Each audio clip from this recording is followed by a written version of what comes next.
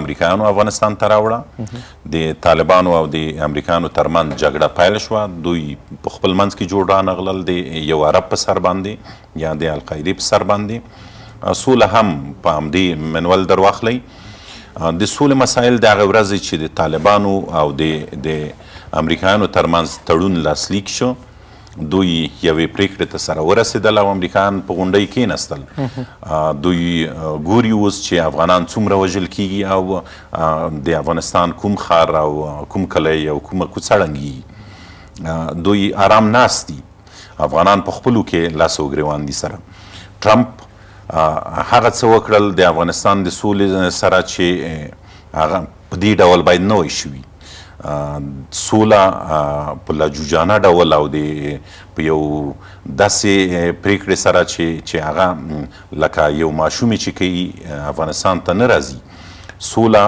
باید په داسې یو حالت کې راشي چې افغانان وتوانېږي په خپلو کې جوړ راشي. داسې نه چې یو چاته ډېر کریډټ ورکړي او چاته کم کریډټ تر څو جګړه دوام ولري. همدغه کار خلیلزاد کړی دی، ډېر انتقاد پر خلیلزاد باندې او افغان حکومت هم په یو ډول باندې له امریکا او په خاص ډول باندې زلمي خلیلزاد څخه ډېر ناراضه دی چې همدغه ماشومانه لوبه یې ترسره کړې ده د خپلو ګټو لپاره. د افغان حکومت ګټې په پام کې نه دي نیولې یا په ټول کې د افغانستان ګټې په پام کې نه دي. فکر کوئ دغه لوبه به بدله سي؟ د سروار دانش خبرې به تاسو اورېدلې، هغه ویله چې د امریکا له نوي حکومت څخه مهیله دا ده چې د سولې پر خبرو باندې یا د دوحې پر تړون باندې له سره غور وکړي. ګورئ، ټرمپ د خلیلزاد موضوع جدا ده، چون ټرمپ هلته ولسمشر دی او د ټرمپ ترجماني څوک کوي؟ خلیلزاد کوي. یعنې په لویه کې ټرمپ د افغانستان د سولې د مسلې سره ماشومانه برخورد وکړ. د هغه څه چې باید نه وای شوي د وکړل. طالبانو ته یې دومره کریډټ ورکړل چې دوی د افغانستان د حکومت سره خبرو ته نه کېناستل. همدغه څه خپل امریکا غوښتل او که د ځینې ګاونډي هېوادونه د افغانستان وشي د هغوی په فرمایش باندې دغه څه ترسره. بالکل بالکل. هر کله چې پاکستان طالبان خبرو ته کېنول مجبور چې پاکستان ته هم څه ورکړي، یعنې شرایط هم دا یې یعنې بلې شرایط موجود وو. خو یوه مسله زه وایم چې د افغانستان د سولې موضوعاتو کې د بایډن راتګ په امریکا کې یو څه مثبت تغییرات د سولې په خبرو کې راوستی شي. هغه دا دي چې لکه څنګه چې ټرمپ یو قمار ووهه او په قمارانه ډول د افغانستان د سولې د مسلې سره برخورد کوو، فکر نه کوم چې بایډن دغه کار وکړي. سمه ده، دلته به یوه مسؤلانه سوله افغانانو ته په میراث پرېږدي. هغه دا چې طالبانو ته به ووایي چې تاسو د افغانستان د خلکو سره کینئ، د افغانستان د خلکو او د افغانستان د ملت ملي ګټې په نظر کې ونیسئ. ټرمپ دا کار نه کوو. هغې ویل چې زه وځم، تاسو که سره خورئ او که سره جوړیږئ. د افغانستان د 20 کلنه او یا هم 40 کلنه جګړه چې کومه ده دا په دغسې حساس وخت کې په دې ډول نه حل کېده لکه څنګه چې ټرمپ غوښتل. کریډټ ټول کریډټ یې طالبانو ته ورکړل او طالبان د ټرمپ نه لاندې په جګه غونډۍ کېناستل چې موږ دلته ناست یو د افغانستان حکومت. یعنې اوس فکر کوئ تغییر راتلونکی دی، تغییر به راځي تر یو حده به تغییر راځي او طالبان به دغه جګې غونډۍ راکوزیږي. د افغانستان د ملي ګټو دپاره به د سولې خبرې پر مخ وړي. ډېره زیات مننه. تماس صاحب، ستاسو په باور باندې د افغانستان اوسنۍ جګړې د افغانستان اوسني د سولې بهیر ته په پام سره دواړو لورو افغان حکومت او طالبانو د امریکا نوي حکومت ته یو ډول تمایل ښودلی دی، ځان داسې ورته ښکاره کوي چې باید هره خوا دغه کوشش او هڅه کوي چې موږ ته په امریکا په ډېر تمایل باندې ثابته سي. څه فکر کوئ د امریکا نوی حکومت که پر واک باندې جو بایډن له طالبانو سره هغه تړون چې لاسلیک سوی دی، طالبانو ویلي دي چې دا د افغانستان د جګړې د ختمولو لپاره یوازینی غوره انتخاب دی. فکر کوئ له سره به کومه ارزونه ورباندې وکړي او که دې تړون کې به تغییر نه راځي؟ ببینین تفاوت‌های وجود شاید داشته باشد در رابطه با اتخاذ روش‌ها، چون دست آقای ترامپ وضعیت فرق می‌کرد. برای در آستانه انتخابات بود و مجبور بود که انتخابات برش یک برگه انتخاباتی میتونه به عنوان یک مسئله بسیار حیاتی برش محسوب میشد. اما متاسفانه چون دیدیم که وضعیت به طور رفت که آقای ترامپ عقب نشینی کرد، حتی امروز گفته میشه عقب نشینی هم نکرده چون تازه درخواست از دادگاه یا سوپریم کورت آمریکا که باید بازشماری شد برای اما اون چه شما سوال کردین من فکر میکنم که آنقدر فکر نکنم که تغییرات قابل توجهی در زمینه اتخاذ سیاست خارجی آمریکا به ویژه در منطقه که ما هستیم جنوب آسیا و مسئله افغانستان شد. برای اینکه شما ببینید آقای ترامپ بود که خروج نیروهای افغانستان آغاز میکنه و همون ترتیب آقای بایدن هم تمایل زیاده داره. وقتی خودش میگه که من پسرم نمیخواد در افغانستان کشته شود برایش مهم نیست که حقوق بشر پایمال میشه یا چیز دیگه، اما چون سیاست ها در کشورهایی که ابر قدرت است من فکر میکنم که از نقطه نظر کلی تغییر چندان نمیکنه. اما با اون شتاب عجله‌ای که آقای ترامپ داشت من فکر میکنم که معطل شود و جای آقای خلیزاد کسی دیگه بازی شود. ولی دو مسئله بسیار عمده من میخوایم اشاره بکنم که بسیار تاثیرگذار است. اگر آقای ترامپ ببخشید اگر آقای بایدن تلاش بکنه که لغو بکنه این قرارداد یا این تفاهم که امروز در دوحه جریان داره با یک نبرد سنگین خود باید آماده بسازه آمریکا. برای اینکه وقت طالب از میز مذاکره خارج میشن میرن بر از مجبور است در میدان جنگ روبرو شوند با آمریکا و از نقطه نظر توان اقتصادی بسیار بعید به نظر میرسه که آمریکا با توجه به ضعف اقتصادی که از نقطه نظر مسئله کرونا که یکی از تلاش‌های انتخاباتی آقای بایدن بود که بدون رو مهار بکنه و هم از نقطه نظر از این که روز تقریبا 33 میلیون نفر در آمریکا بیکار شده که باید پرداخته شود. بعید به نظر میرسه که آمریکا با چنین جنگ خود باز دوباره آماده باشه. یک مسئله میتونه که بسیار مهم و اساسی باشه که میتونه که فشار حداکثری را سر پاکستان بیاره که از دوربین پاکستان طالب‌ها را موازشان بمبارد بکنه و حاضر بسازه که با دولت افغانستان خب با دولت نخواد ممکن با بخش کثیر از روشنفکرها و احزاب سیاسی ممکن است. برای اینکه طالب‌ها به هیچ عنوان حتی اگر بایدن فشار بره من فکر نکنم که بیاد، ولی میتونه که امکان پذیر است که اگر همونطور که در 11 سپتامبر آمریکایی‌ها حمله کردن تهاجم کردن و مواضع طالب‌ها را در هم ممکن است که یک فاز جدید دیگه آغاز شود، ولی بعید به نظر میاد آقای بایدن برای جنگ برای آمریکا اجتناب ناپذیر است. ډېر زیات مننه. تماس بیرته تاسو ته راګرځو. وزیر صاحب څه فکر کوي د امریکا د ټرمپ پالیسي ته په کتو سره چې د افغانستان او سیمې په تړاو باندې درلودله او که نوی حکومت راځي هماغه پالیسي به تعقیبېږي او که یا تغییر به راځي په خاص ډول د افغانستان د سولې او جګړې په تړاو باندې شونتیا د څه شي ډېره طالبانو ویلي دي چې د امریکا په رهبرۍ کې که تغییر راځي دوی ژمن دي چې امریکا ته په هغه تعهد باندې ژمنه ورکړي چې په دوحه کې امریکا او طالبان ترمنځ لاسلیک شوی دی او همدغه تړون یې د افغانستان ژغورنې لپاره د افغانستان د جګړې د پای ته رسولو لپاره غوره انتخاب بللی دی. دغه تړون په تړاو باندې تر اوسه پورې یو افغان نه ملت او نه حکومت معلومات لري. سلام احترام جناب روان صاحب تاسو ته جناب اصولي صاحب ته تماس صاحب ته او د پلی نیوز او لمر تلویزیون ټول اوریدونکو ته.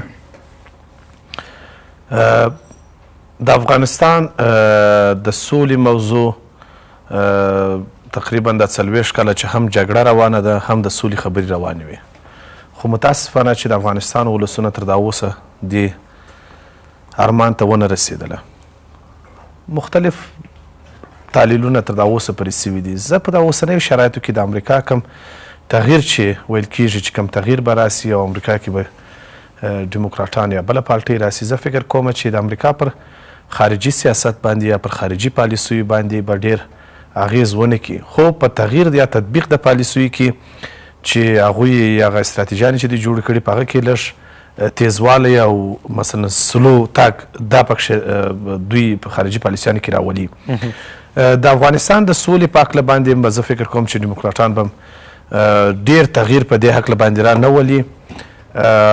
صرف به پروسه لږ زه په دې فکر یم سلو به سي، یعنې تړون به پر ځای پاتې کېږي. دا پروسه چې کوم په تیزۍ سره تللې مخته تللې ده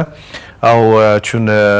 په ما وخت هم تحلیلونه همدغه وه د ټولو ملګرو نظریات همدغه وه چې غوښتل د دې ټکټ څخه د خپل په ټکټ کې یا په خپل انتخاباتي کمپاین کې ټرمپ د دې څخه استفاده وکړي چې دا په افغانستان کې ما سوله راوستله یو نتیجې ته ورسېدلو او د واخلي په دې نتیجه کې خپل ځان رایه ډېره حاصله کړي. حکومت اوس دغه تړون پر وړاندې باندې ولاړ دی. جګړې چې تیزوالی موندلی دی، طالبان غواړي د فشار د جګړې له لارې پر افغان حکومت باندې فشار راولي، دې ته یې قانع کړي یا مثلا دې ته یې مجبوره کړي چې بالاخره د دوحې تړون ومني. د دوحې تړون په تړاو باندې تاسو معلومات لرئ؟ ځینې وایي چې مثلا پټې ضمیمې لري، ځینې وایي چې یا پټې ضمیمې نه لري او دغه تړون دی چې څلورو برخو کې له امریکایانو سره لاسلیک شوی دی چې بین الافغاني مذاکرات دي، د القاعدې ډلې سره د طالبانو د اړیکو پرې کول دي، له افغانستانه د بهرنیو ځواکونو وتل دي او بین الافغاني مذاکرات. فکر کوئ همدغه څلور برخې به ولري که امریکا ورته توجه ونه کړي او که یا ځینې پټې ضمیمې هم لري چې د طالبانو او امریکا ګډې یا پټې ګټې به خوندي کوي؟ کیدای شي عمومي چوکاټ همدغه اوسي څلور موضوعګانې چې راوتلي دي. د دې هغه ضمیمې به هم شته. یوه ضمیمه زه دا بولم چې تر څو زه معلومات لرم تقریبا د طالبانو د جوړې سره به امریکایانو تقریبا هغه سیمو کې چې د طالبانو په لاس کې اوسي په هغه سیمو کې دوی باسازي کوي دوباره، لکه څنګه چې مجاهدینو ته زمینه د پیسو ورکولو پیدا کړه، لکه بګرام کې مثلا مجاهدینو قمندانانو پروژې اخیستلې، په قندار کې د مجاهدینو قمندانانو پروژې واخیستلې، په مختلفو ولایاتو کې د مجاهدینو قمندانان چې په سیمه ییز قمندانان وو هغوی ته شرکتونه جوړ کړل، پروژې ورکړې او هغوی یې سرمایهداره کړه چې نن آرام ناست دي. د عین پروسه د طالبانو په وجود کې تقریبا حدود د 8 میلیارډ ډالر کلنۍ پروژې باید طالبان ته ورکول سوي. د طالبانو په سیمه کې څومره سیمې دی ولري هلته مکتبونه جوړول، هلته د سړکونو جوړول، په مختلفو نومونو باندې دا پیسې طالبانو قمندانانو ته ورکول سي تر څو چې دوی هم په آینده کې نور جګړه ونه کړي. عین پروسه پر دوی باندې تطبیقیږي، پر طالبانو باندې. دا ضمیمې دي چې راوتلې دي، کیدای شي دا ضمیمې وایسته یعنی ته تشویش وار خبره نه ده، چون د پیسو معامله سوې ده او هغه باندې توافق هم سوی دی، په هغه باندې نتیجې هم سره رسېدلې دي. کوي که امریکایان رسېدلي وي همدغه د پیسو مسله چې تاسو یاد کړل طالبان سره پر دې هوکړې ته رسېدلي وي، افغان حکومت د همدغه تړون پر وړاندې باندې اوس ولاړ دی، هغه په خبرو کې نه مني او څه معنی چې عملي کولو برخې ته یې بیا راسي. افغان حکومت پر همدغه باندې ولاړ دی چې په دوحه کې د سولې خبرو کې موږ همدغه تړون د کړنلارې د بنسټ په توګه باندې نه پېژنو. زه خبر د دې اصلا جناب روان صاحب دا خو سیاست دی، په سیاست کې هر سړی خپل ګټې ګوري. دلته متاسفانه چې په افغانستان کې د افغانستان د ولسونو، د افغانستان ملت او د څلوېښت کاله چې خلکو دلته قربانۍ ورکړي په دې وطن کې، د دې دوی ته هیڅ اړخ، هیڅ سیاسي ډلې هیڅ وخت توجه ونه کړله چې موږ د جګړې سره اوسو، ګټه دلته ولس ته ځي. متاسفانه چې اوس هم پر همدغه اړخونه ټول اړخونه چې دي همدغه زموږ مشکل همدغه و چې موږ ونسو کولی په افغانستان کې یو ښه رهبر پیدا کړو، په افغانستان کې یو ښه رهبري جوړه کړو، یو ښه سیاسي ټیم رامخته کړو. دومره رهبران موجود دي، یو ځان رهبر ګڼي، خو همدغه علت دی چې دوی شخصي ګټې د ملي ګټو او د ملي منافعو د ولسونو ګټو ته ترجیح ورکوي. همدغه ده چې دوی سره رهبران جوړ نه سوه، د دوی سره ولسي خلک جوړ نه سوه او ولسونه هم هغه بې اعتماد. لنډه وقفه واخلو بیرته تاسو راګرځو وزیر صاحب. قدرمن لیدونکو دې بحث کې لنډه وقفه ده، بیا به هم تودې خبرې دوام لري.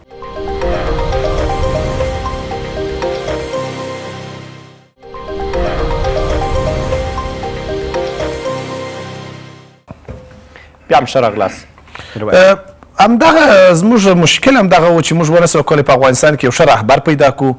په افغانستان کې یو ښه رهبري جوړه کړو، یو ښه سیاسي ټیم رامخته کړو. دومره رهبران موجود دي، یو ځان رهبر ګڼي، خو همدغه علت دی چې دوی شخصي ګټې د ملي ګټو او د ملي منافعو د ولسونو ګټو ته ترجیح ورکوي. همدغه ده چې دوی سره رهبران جوړ نه سوه، د دوی سره ولسي خلک جوړ نه سوه او ولسونه هم هغه بې اعتمادي، هغه یو بې اعتمادي فضا دوی د سیاست په ډګر کې ایجاد کړله چې اوس هغه سړی چې وایي زه سیاست کوم، زه غواړم چې سیاسي ډګر ته راوځم، متاسفانه دغه د بدرنګه یو څېره یې جوړه کړې ده د همدغو د لاسه باندې. حتی موږ تلویزیونو کې چې کښېنو خلک وایي چې دا خدای چې څه فایده یې د تلویزیونو کې کښېني. بلکل. مثلا ځینې کسان پر همدې باور باندې دي چې امریکا غواړي په افغانستان کې واک په طالبان ته ور وسپاري. دلته له افغان حکومت سره مرسته کوي. تاسو مخکې ویل چې طالبان ته ځینې پیسې منلې دي د هغو سیمو په تصرف نیولو سره چې هغوی غواړي ډېرې سیمې اعلان کړي تر څو په هغو سیمو کې بازسازي پیل کړي طالبان ته د پیسو رسېدو په خاطر باندې. فکر کوئ له چا څخه ډېر ملاتړ کوي؟ که چیرې نوې اداره د امریکا پر واک باندې راځي یا بایډن واک ترلاسه کوي، فکر کوئ کومې خوا ته ډېر تمایل ورکوي امریکا، طالبان ته او که یا افغان حکومت؟ د امریکا خارجي سیاست په دلته زموږ په منطقه کې او خصوصا په افغانستان کې زه فکر کوم چې دوی تر دا اوسه پورې هغه استراتیژي چې د دوی په دې منطقه کې باید دا جګړه باید ووسي حتی دا جګړه یوازې په افغانستان کې نه بلکې دا جګړه باید وغځول سي دا جګړه ته په ایران کې سره دوته یا ایران ته وغځول سي پاکستان کې باید ووسي پاکستان سره یو خطر د اټومي د وسلو و که چیرې اټومي وسله پاکستان کې نه دوای زه د فکر کوم چې په امریکا کې به اوس په پاکستان کې به اوس عین د افغانستان غوندې بدبختي جګړه وای چې نفوس هم ډېر دی اقتصادي مشکلات هم ډېر زیات دي او پر څنګ یې مثلا د هند غوندې یو برقدرته دښمن و نو هلته به ډېر زیات مشکلات و زه فکر کوم چې یوازې امریکا نه دا د نړۍ هغه سیاستونه چې نړیوال لري په دا منطقه په دې غټوالي باندې په دې اوسني حالت باندې نړیوال دا نه غواړي چې ایران دې په دې قدرت باندې په دې نفوس باندې په دې جغرافیه باندې پاتې سي نسي تحمل کولی نسي افغانستان نسي تحمل کولی پاکستان نسي تحمل کولی حتی د هند تحملول په دې منطقه کې د نړیوالو ته ډېر سخت و یعنې اوسنی وضعیت به دوام پیدا کوي که امریکا کې مثلا نوې اداره پر واک راځي همدغه وضعیت به دوام پیدا کوي تاسو وګورئ که انګلیسانو چې دې منطقې ته راغلله دوی د کشمیر موضوع ولې هغه خرابه پرېښوله دوی په هغه وخت کولی سوله چې کشمیر موضوع حل کړي د ډیورن موضوع خرابه پرېښوله ولې دوی دا پرېښوله د ایران سره د پاکستان او د اوبو مثلا د پاکستان د ایران سره مشکلات په دې منطقه کې پرېښي دي همداسې د ایران مشکلات د غور د ترکیې سره د عراق سره د دغو کردانو سره د دغو ملکو سره په دې منطقه کې اصلا دوی یو ډېر غټ مشکل جوړ کړی دی حتی دوی د ارمنستان او د آذربایجان مشکل چې دوی راپورته کوي د روسیې هوښیارتوب وکوي یا د ارمنستان چې د دوی د نږدې و روسانو ته هغوی ته ول چې خیر تیز قرباني ورکړي خو دغه غټ پلان چې په دې منطقه کې دی هغه شنډ سي په خپل په نفع د استفاده وکړله اوس راځو د افغانستان موضوع هم دغه موضوع ده د سولې موضوع چې زه درته ورته وایم د افغانستان د سولې موضوع د امریکا دپاره همغه استراتیژي او همغه پالیسي چې لري همه پروسه تیزه وه لږ به سلو سي نور نهسي مشکل نه راسي اصولي صاحب طالبانو ویلي دي چې د امریکا نوی حکومت یا په خاص ډول باندې نوی ولسمشر باید هغو کړیو ته فرصت ورنه کړي چې طالبان یې په جنګي ډله باندې مشهور کړي دي مثلا ویلي دي چې طالبان جنګ غوښتونکي دي فکر کوئ اشاره یې افغان حکومت ته ده او که چیرې مثلا بایډن راسي ډېر واک به طالبان ته ورکوي او که به یا اوسني حکومت څخه ملاتړ ته دوام ورکوي یعنې ډېر تمایل به یې پر حکومت باندې وي او که طالبان ښه یوه موضوع باید روښانه کړو هغه دا چې د افغانستان حکومت او د افغانستان ولس دوی هم غواړي چې امریکایان په افغانستان کې وجود او شتون ونه لري دوی هم غواړي چې امریکایان باید د افغانستان ووځي ځکه د دوی حضور دلته باعث د جنګ و او دغه امریکایان دلته چا راوستي خپله طالبانو دې ته زمینه مساعده کړه چې امریکایان افغانستان ته خلیزات ویل خپله راغلي خو همدا خبره وه خپله ولې راغلل لار هم دې ته طالبانو هواره کړه د یو عرب په سر باندې چې دلته خپلې ګټې لري موخې لري ګورئ که چیرې د القاعده او د بن لادن مسله نه وای امریکایان په بله بهانه دلته نه راتلل بنان یعنې طالبانو زمینه مساعده کړه چې امریکایان دلته راغلل اوس مسله دا ده چې ټرمپ غوښتل په افغانستان کې ستونزه پرېږدي افغانستان د اور لمبه کړي چاته د چین دپاره او د روسیې دپاره دغه جنجال په همدې ډول پرېږدي ځان پښې سپکول غوښتل ما مخکې اشاره وکړه چې دوی په غونډۍ کېناستل چې په افغانان څه سره کوي د دوی دپاره د افغانستان سوله او ارامي امن مهم نه و دوی غوښتل چې په افغانستان کې مشکلات اما په جغرافیوي لحاظ به ورته مهم و چې دلته باید دوی شتون ولري امریکایان ګورئ ټرمپ څه غوښتل د ټرمپ نظریات دا وه چې په افغانستان کې جګړه لا هم وغځېږي طالبان لا هم قوي شي تړون په زمانه باندې طالبان سره دوی یوازې غوښتل ځان سپک دوی یوازې غوښتل د افغانستان ووځي او د جګړې څخه یوه د خټې پزه جوړه کړي طالبان په کوم مخ باندې وایي چې مثلا د دوحې تړون د افغانستان د جګړې د پای ته رسولو لپاره تر ټولو غوره انتخاب دی زه یو شي ته راځم که 2 دقیقې وخت راکړئ کله چې شورویان د افغانستان څخه ووتل غرب بېتفاوتي وکړه د افغانستان مجاهدین یې په عین ډول پرېښودل لکه څنګه د اوضاع د دې سره ښایي لکه اوس یو بل ته ورته ده مجاهدینو همدا ویل چې نجیبه او شورویانو تاسو د مخې لرې شئ موږ سره پرېږدئ موږ افغانان یو بیا جوړوو هغه د موږ تاسو ولیدل چې افغانستان یې څه وکړل او مکه کې قرانونه هم وکړل هر څه یې وکړل سره طالبان د دې ته فکر وکړي چې تاسو نشئ کولی چې د افغانستان جنجالونه د جګړې پر اساس پر بنسټ باندې حل کړئ جنجالونه دلته ډیریږي دلته په څنګ کې هغه قومونه چې په جګړو کې ښکیل وو هغه ډلې چې په جګړو کې ښکیلې وي هغه تاسو ته ناستې دي که دا حکومت ړنګ شو او تاسو راغلی دلته به بیا اور بلیږي بنان طالبان باید د دې هوښیارتوب څخه ګټه پورته کړي د افغان ټاټوبی د افغان خاورې دپاره د همدې د سولې فرصت څخه هوښیارانه ګټه پورته کړي او د افغانانو سره کینی په لومړی کې اوربند وکړي دا ورور-وژنه بس کړي نور امریکایان خو وتل د صحنې تاسو یې سره پرېښودئ فکر کوئ طالبان په همدې فکر کې دي یا مثلا دې طور پام دی که چیرې حکومت ړنګېږي تر شاید ځینې دغسې نورې ډلې موجودې چې د طالب پر وړاندې باندې کلک مقاومت ترسره کړي تیر کې یوازې پنجشیر و د طالبانو پر وړاندې ودرېده یا ما تر پایه پورې سقوط نه کوي همدا وایم چې دلته نورې ډلې موجودې دي بنان جګړه به لا هم دوام لري روحیت اوس د دوی ټینګار پر څه دی چې مثلا دوی غواړي چې همدغه حکومت سقوط وویني همدغه حکومت له منځه ویسي کیسه هم دا ده که چیرې طالبان غواړي چې حکومت سقوط شي خو دا یو خوب دی اما که بیا هم همدغه کار وشي دوی به ښه ورځ وویني یعنی یو پنجشیر او یا هم یو په بدخشان کې 2 ولسوالۍ چې پاتې وي دوی ونه شو کولی چې هغې ته سقوط ورکړي مخکې وزیري صاحب ویله چې که د امریکا نوی حکومت یا نوې اداره پر واک باندې راځي واک ترلاسه کوي کوم خاص تغییر نه رامنځته کېږي شاید په همدغه پروسه کې وخت وځنډوي یا وخت رامخته کړي یا وخت تیزوالی ورکړي تاسو ویله چې تغییر به راځي څه ډول تغییر شاهدان به واوسي زموږ په جګړه او سوله کې ټرمپ غوښتل چې یوازې پښې سپکې کړي په افغانستان کې که اور خورېږي خو د چین او د روسیې دپاره په دوی پورې اړه نه لري لا هم دوی دې ته خوشحاله وو چې پرېږده چې اور دلته بل شي تر څو چې چین او روسیې ته جنجال جوړ شي دوی خو ډېر لرې دي اما بایډن به دا کار ونه کړي دوی وایي چې موږ وځو دغه ځایه بایډن ډله وایي چې موږ د افغانستانه وځو خو مسؤلانه وتل په څه معنا چې په افغانستان کې اقلا یوه سوله راشي او دلته دا ستونزې نور ایجاد نه شي همدغه ستونزو ته د اوسني وتل چې دوی وځي دا مسؤلانه دي نه دا مسؤلانه نه وو په دې ډول دوی اوس هلته په غونډۍ کېناستل او د جګړې په افغانستان کې زور واخیسته افغان وژنه لا پیاوړې شوه څوک وایي چې دا مسؤلانه وه هېڅ وخت مسؤلانه نه وه خپل امریکایانو ویله تېره وړمه ورځې ویله چې دوی د ځواکونو وتل په مسؤلانه ډول باندې دوام لري ګورئ هر هېواد ته چې امریکایان تللي دي په هغه هېواد کې دوی سوله نه ده راوستې هغه هېواد یې تجزیه کړی هغه هېواد کې اور بل کړی حکومت او طالبان هغه هېواد یې له نقشې باسلی خو افغان حکومت او طالبان دواړه ورته لمنې غوړولې دي چې باید پر سوله باندې دغه وکړي ارزونه وکړي او پر دې باندې له سره داسې یو څه وکړي چې په همدغه کې افغان حکومت ته مشابه شي دا د حکومت غوښتنه او طالبان بیا ویلي چې د دوحې تړون باید عملي سي اوس زموږ سوله او جګړه په رښتیني ډول باندې هم امریکا پورې تړلې ده او که یا موږ خپله کولی سو چې مثلا همدغه جګړه پای ته ورسو او ځای سولې ته ورکړو په تیرو 40 کلونو کې افغان ملت په خپله خولې ته ډوډۍ نه ده وړی طالبان کوایي چې موږ دلته په خپله په جګړه اخته یو خو نه ده باروت بل څوک ورکوي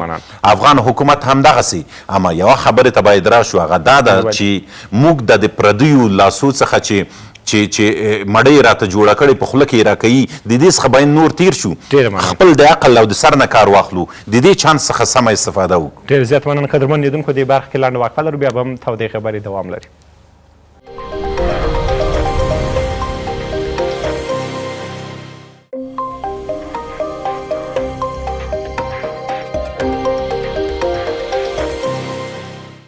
بیا هم ښه راغلاست ما صاحب ستاسو باور څه دی د امریکا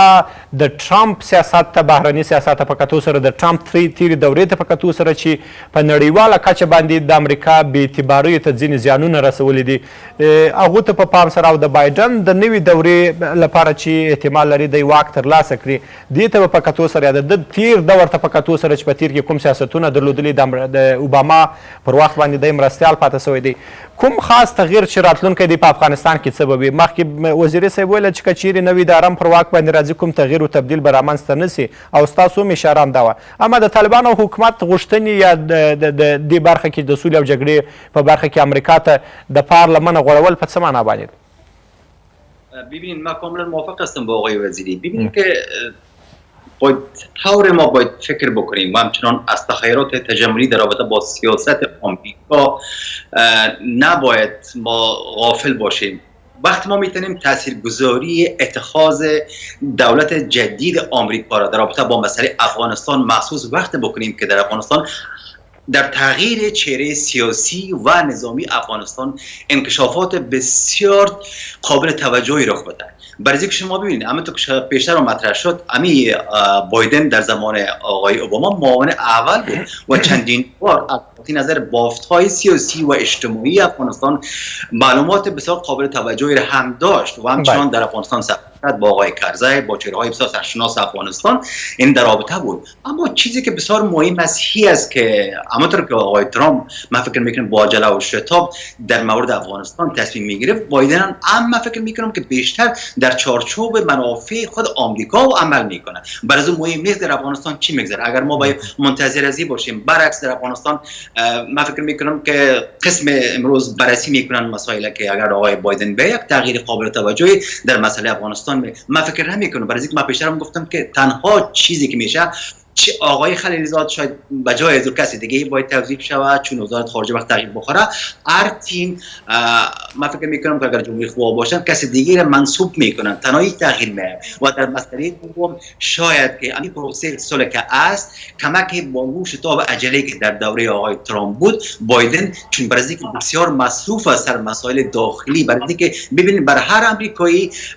بسیار مهم است که رهبرش درونگرا باشه تا اینکه در خارج از مرزهای خود باید چیکار بکنه. برای اینکه مسائل بسیار مهم پیچیده که حتی میتونه که امریکا را با یک پیچیدگی بسیار مهم روبرو بکنه که حتی جنگ داخلی است. برای اینکه ببینید 70 میلیون نفر امروز برای آقای ترامپ رای دادن، این که امروز کنار زده شده و یا میشه، این به این مفهوم نیست که ترامپ از دید مردم دنیا ناپدید میشه، بلکه پدیده ترامپیزم میتونه به عنوان یک تهدید بر دنیا هنوز هم باقی بمانه. و از این خاطر من فکر میکنم مسئله افغانستان تنها بر ما زیاد مهم باشه، اما بر امریکا آنقدر مهم نیست. اما در این جمعه یک چیز میخوایم تذکر بدیم، به درست است بله، یا برای اینکه اساکرش افغانستان هست، ولی اینا آقای بایدن شاید بسیار زیاد کوشش بکنه که از عینک پاکستان وارد مسئله افغانستان شد که بدترین تراژدی، بدترین سناریو است. برای اینکه خودش میگه که 50 بار پاکستان بر ما ارزش داره، این به این مفهوم است که آنها آنقدر مصروف هستند و شاید اینجا خود مثلا کسایی پاکستان هستن و تصمیم گیری در اونجا میشه سر مسئله افغانستان بپردازند. از ما باید نباید منتظر تغییر بسیار قابل توجهی در مسئله افغانستان باشیم. برعکس چون سرپلویی که برای آقای غنی است، حتی اگر بتونه که در این روزای فرصتی که فقط باشین 72 روز یک مانده که رهبر جدید آمریکا داخل سفید شود، چون بعد از تاریخ 20 جنوری آقای ترامپ مجبور است که تا 12 روز قصر سفید ترک بکند. از نقطه نظر قانون اساسی آمریکا باید تغییر باشین، باید رهبر آمریکا 72 روز دیگه باقی مونده که بتونه در مورد مسئله افغانستان اگر آقای غنی میخواد کار بکنه بتونه که لوبیگری خوب بکنه، پس بزنه پاکستان. که اما تو ببینید شما وقتی که نواز شریف کنار زده شد صدر جمهوریش هم بگی فکر میکرد که امریکا عملا میتونه حداقل تضییقات قسم دیده بر پاکستان او را مهیا بسازه و پاکستان هم منزعج بسازه. مگم برعکس نخست وزیر جدید پاکستان آنقدر با تلاش دیپلماتیک موفق شد که حداقل قناعت بده آمریکا را که پاکستان تماس ډیر مهم ټکی ته مې اشاره وکړه چې افغان حکومت باید اوسنیو 2 ورځو کې چې بایدن و سپینې ماڼۍ ته لار پیدا کوي باید لابي ترسره کړي. د افغانستان د حکومت اوسنۍ بهرنۍ ډیپلوماسۍ ته په پام سره دغه ظرفیت او اړتیا موجوده ده یا د دې توقع ځینې کېدلی سي چې امریکا په سطح یو هیواد کې د افغانستان لپاره لابي ترسره کړي؟ ببینید بسیار به نکته خوب شما اشاره کردید. متاسفانه او قابلیت سیاسی و همچنان او ارجحیتی که بتونه آقای غنی یک اجماع را شکل بده در رابطه با اتخاذ سیاست خارجی خود از همون روز آغاز حکومت وحدت ملی این لیاقت ما نمیتونیم ببینیم. برای اینکه ببینیم نتونست که به عنوان یک متحد استراتژیک حتی آمریکا میتونستن که حتی اون روزی که وقتی که اساکرش اینجا آمد، برای اینکه شما ببینید وقتی که عملا سرباز یک کشور می داخل یک مملکت می، وقتی که پولش می، خب ببینید سیاستش هم زمینی از او است، ولی ما نتونستیم چانس‌های زیاد را هم آقای کرزی دست داد و هم آقای غنی. برای اینکه آله وقتی که باقی مانده یعنی در مدت 72 روز یا 30 ماه تا تاریخ 20 جنوری، برای اینکه یا تا بعد از یک ماه دوم میتونه این وقت زیاد کافی داره آقای غنی. که بتونه یک تیم بسیار قوی را شکل بده، امریکا را حتی جامعه بین‌المللی را، نه تنها امریکا را، آلمان، فرانسه، کشورهایی که بسیار تاثیرگذار هستند، که اونها را بگوید که در افغانستان مردم افغانستان در زمینه تامین ثبات و امنیت ضرورت کافی داره که دنیا باید یک تجدید نظر بکنه، یک تجدید طلبی بکنه. ولی متاسفانه ببینید در داخل آنقدر اینا مصروف مسائل داخلی هستند در زمینه کنار زدن ها و همچنان مسائلی که بیش از حد اصلا مهم نیست، بجای از اینکه اینا فکر بکنن ما چطور بتونیم خدا باز دوباره خدا مطرح بکنیم برای امریکا که توجه امریکا را به مسئله افغانستان به عنوان یک لیدر قابل توجهی که در ارگ جمهوری شده باید ایره باید در این زمینه باید بسیار باید کار کنه. در غیر از اون چانس ها از دست میره، اما که از زبان ما بسیار چیزها را از دست دادیم، یعنی لوس کردیم، ولی عالم در ظرف 3 ماه من فکر میکنم که چیز مهمه اگر آقای غنی کار نکنه از دست خواهد داد. ډیره مننه. تماسه بیرته تاسو ته راګرځو. وزیري صاحب فکر کوئ وزیري صاحب ډېر مهم ټکي ته مخکې اشاره وسوله د تماس صاحب لخوا چې په اوسني وخت کې د افغانستان د حکومت لپاره مهمه ده چې دغسې یو لابهګیري وکړي تر څو د جګړې د ختم لپاره هڅې ترسره کړي. پاکستان غوندې هیواد دی په امریکا کې د خپل هیواد لپاره څومره په قوي ډول باندې ډیپلوماسي سره لابهګیري کوي تر څو د امریکا ډېر پام ورجلب کړي. افغان حکومت کې وړتیا موجوده ده. اوسنۍ وړتیا ته په کتو سره دغه څرک لیدل کېږي چې د امریکا له نوي حکومت څخه د افغانستان په پار باندې لابهګیري وسي. موږ په افغانستان کې ډېرې مهمې مسلې په پام کې لرو. مثلا د سولې مذاکرات چې تر اوسه پورې بنباس سره مخامخ د خاص نتیجه یې نه ده ورکړې. د جګړې شدت دی چې خلک یې له سختو ناورینونو سره مخامخ کړي دي، او دغه راز د فساد ډېروالی دی چې راتلونکي کې د افغانستان حکومت جني غونډه په مخ کې لري. څه کول پکار دي په افغانستان کې چې په خاص ډول باندې د حکومت لپاره چې له دغو چیلنجونو څخه ځان وباسي او د یو بسیا افغانستان پر ځان بسیا افغانستان لپاره کار وکړي، د یو سوله ییز افغانستان لپاره؟ روان صاحب واقعا ډېر ښه موضوع ده او ډېر اساسي موضوع ده او دا د بحث وړ موضوع ده چې دې دپاره کشکې وخت ډېر زیات وای چې پر دې مو ښه عمیق بحث کړی وای پر دې موضوع باندې. تاسو وګورئ د ولسمشر ډاکټر صاحب اشرف غني 15 کلنه تېره دوره پر دې راڅرخېدله چې نوي نسل ځوانانو ته زمینه برابره کړله چې راسي حکومت کې دوی ولوبېږي او بیرته به دغه ځوانان چې د ځوانانو په مټ راغلی وو او دغه ځوانان به تر بیز مردمي بیز جوړ کړي او دوی به بیرته ولسمشرۍ ته په ډېره غټه رایه باندې راولي. خو متاسفانه چې دی په هغه تخنیک کې دی دته غلطه مشوره ورکول سوله. دلیل هم زه وایم بریالیتوب ده و. دی ورجک سو هغه ځوانان په قدرت رامخته کړله چې هغوی بیچارهګان د کابل د پوهنتون څخه فارغه سوی دی 18 میاشتې یو نفر ځي په امریکا کې درس وایي 18 میاشتې مثلا 6 کتابونه دي 6 کتابونه وایي بدون د تجربې مردمي څخه بدون د مدني فعالیتونو بدون د سیاسي فعالیتونو څخه بدون د تجربې کاري څخه دا راوړل کېږي دلته معین مقرر کېږي دلته ښاروال مقرر کېږي دلته غټې پوزیشنونه ورکول کېږي. هغوی بیچارهګان په دې پوه نه سوله په هر کې په غټ غټ پوزیشنونه انجونې والکان راغلله هغوی په دې پوه نه سوله چې زه د ولس سره څنګه کار وکړم زه څنګه فعالیت وکړم زه څنګه سیاست وکړم زه څنګه د خپل وظیفه وکړم. هلته ډېر وخت ضایع سو. هغه ځوانان هغه د میدان څخه هغوی میدان خراب کوي او انتخابات یې دې نتیجې ته ورسوله چې زموږ ټوله رایګیري 19 لکه رایه وه. لنډه وقفه به واخلو بیرته راوګرځو. قدرمن لیدونکو دې برخې لنډه وقفه لرو بیا به هم تودې خبرې دوام لري.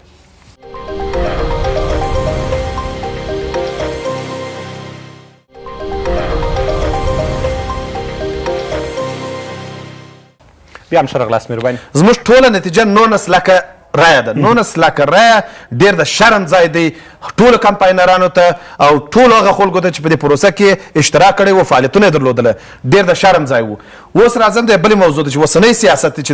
په دې حکومت کې رامخته سو په دې حکومت کې سیاست داسې رامخته سو هغه کسان چې مثلا حزبونه لري یا یو ډله لري یو ګروپ لري دا یو مردمي پشتیبانه لري دا خلک رامخته کړل.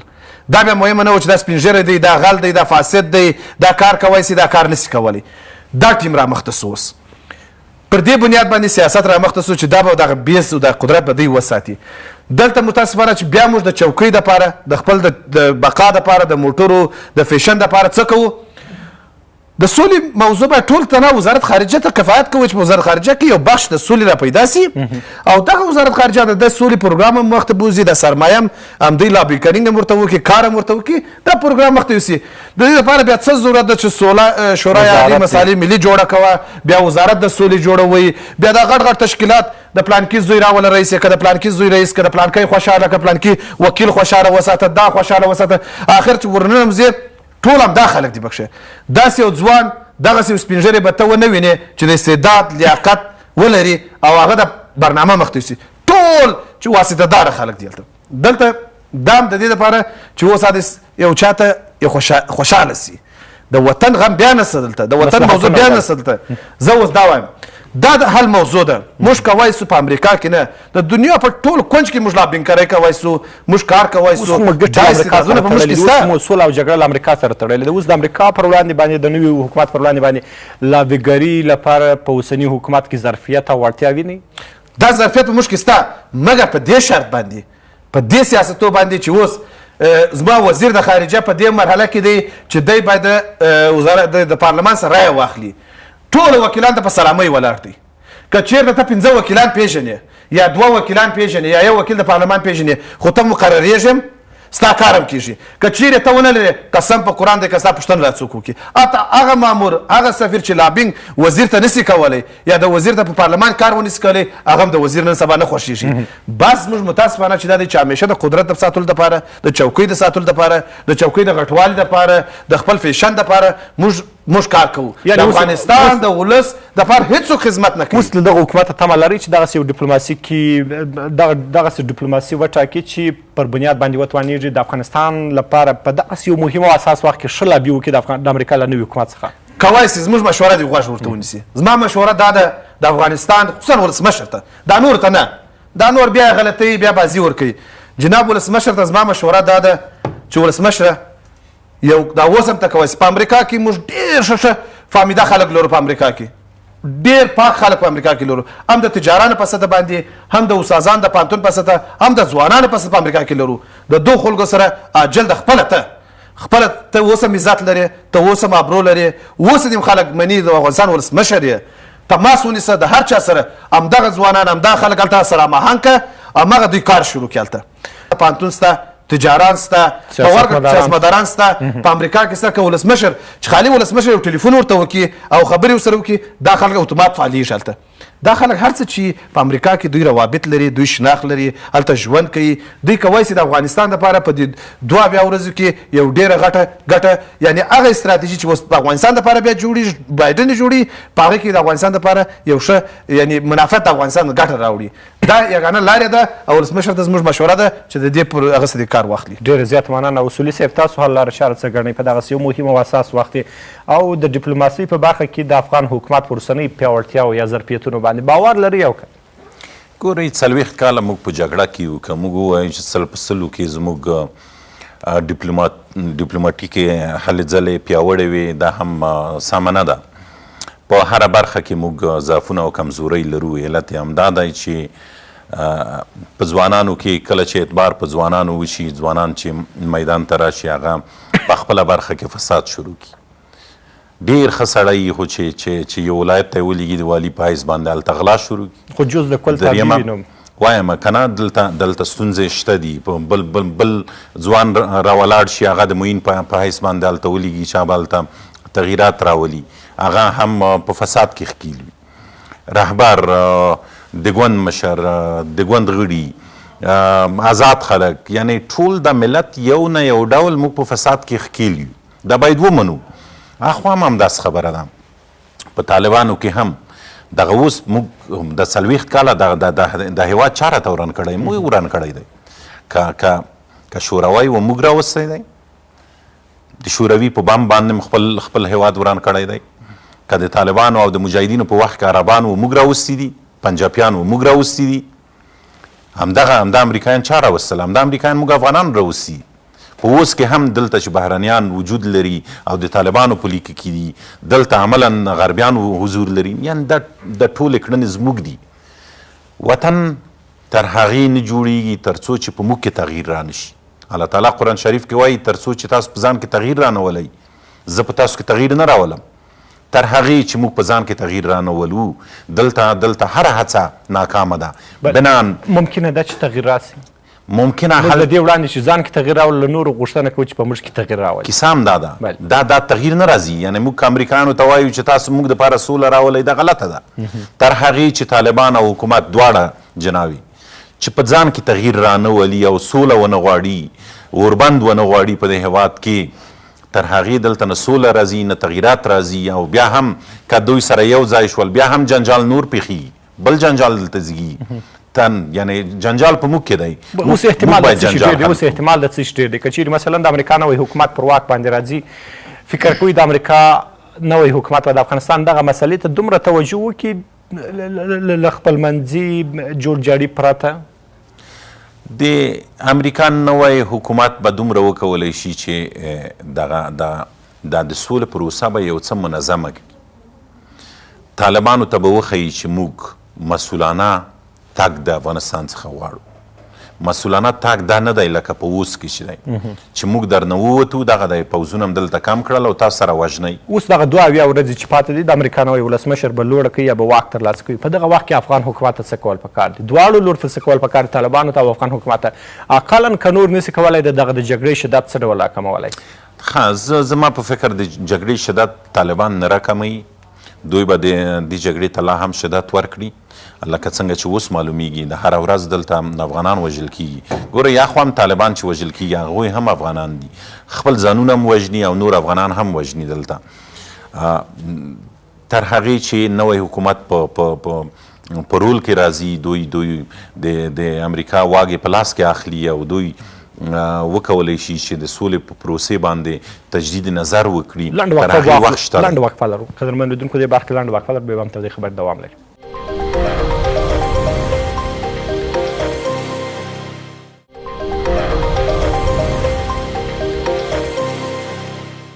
بیا هم ښه راغلاست بحث سره راټولوو په ډېر لنډ ډول باندې په لویه کې دومره ویلی شو چې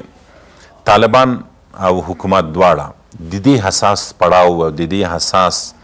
د حساسو شرایطو څخه په ګټه اخیستو سولې ته ژمن واوسي او په رښتیا سوله وغواړي طالبان دې راشي اوربند وکړي تر هغې چې دلته اوربند را نشي تر هغې چې تاوتریخوالی بیخي راکم نشي صفر نشي دلته سوله نه راځي دلته ناممکنه ده چې اخوا افغانان وژل کي دخوا افغانان وژل کي او دوی چیغې د دې وایي چې زه سوله غواړم دلته سوله په دې ډول نه راځي که سوله غواړې نو راځم ټوپک کېږده او خبرو میز ته کښېنه ډېره زیات مننه تماس صاحب د افغانستان د سولې او جګړې مسله